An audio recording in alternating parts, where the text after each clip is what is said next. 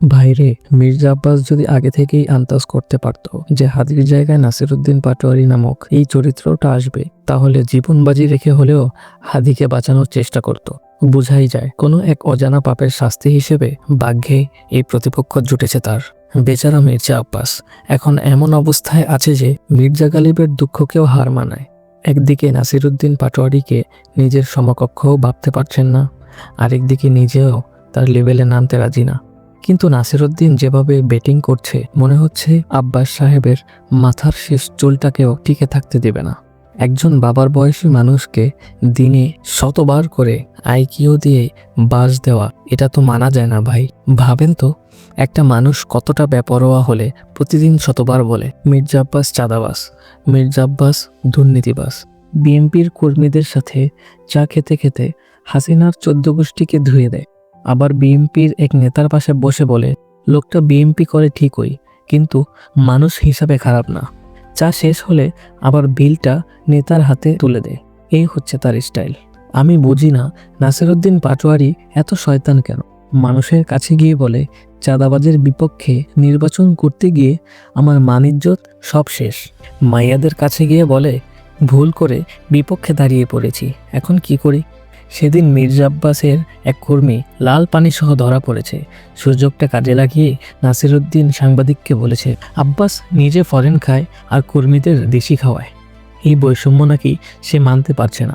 এইভাবে চলতে থাকলে একদিন দেখা যাবে হিরো আলমের মতো আব্বাস সাহেব আকাশের দিকে তাকিয়ে চিৎকার করছে, আল্লাহ, কোন পাপের শাস্তি হিসেবে তুমি আমার আসনে এই লোকটাকে পাঠাইছো, এর চেয়ে আমাকে উপরে তুলে নাও। তবে সত্যি বলতে কি, ধৈর্যের জন্য যদি নোবেল দেওয়া হতো, মির্জা আব্বাস একাই ডজন খানেক পুরস্কার নিয়ে যেত। আব্বাস বলেছে, মানুষ ঘুম থেকে উঠে আল্লাহর নাম নেয়, আর নাসিরউদ্দিন ঘুম থেকে উঠে আমার নাম নেয়। জবাবে নাসিরউদ্দিন বলেছে, বাংলাদেশের সবচেয়ে বড় আলেম নাকি মির্জা আব্বাস। সে সকালে আল্লাহর নাম নিয়ে চাঁদাবাজি শুরু করে।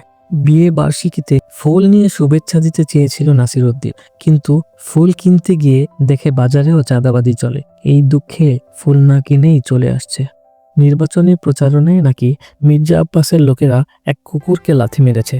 নাসিরউদ্দিন সেই কুকুর খুঁজে বেড়াচ্ছে গোসল করানোর জন্য, কারণ তার মতে মির্জা আব্বাসের লোক লাথি মারায় কুকুরটা অপবিত্র হয়ে গিয়েছে। নিজ হাতে গোসল করিয়ে পবিত্র বানাতে চাইছে। মানুষ কতটা পোংটা হলে এমন কথা বলে।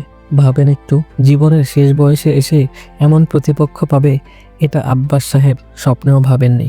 আমার বন্ধু কদম আলী বলছে, যদি আব্বাস সাহেব হেরে যায়, নাসিরউদ্দিন নাকি গ্রামের চাচাতো ভাই এনে ট্রাক ভাড়া করে সারা রাত বাসার সামনে ডিজে পার্টি করবে। তোমার কোন জায়গায় ব্যথা গো বান্ধবী ললিতা গানে পাগল নাচ দিবে, আর আব্বাস সাহেব চুল ছিঁড়তে ছিঁড়তে দেখবে।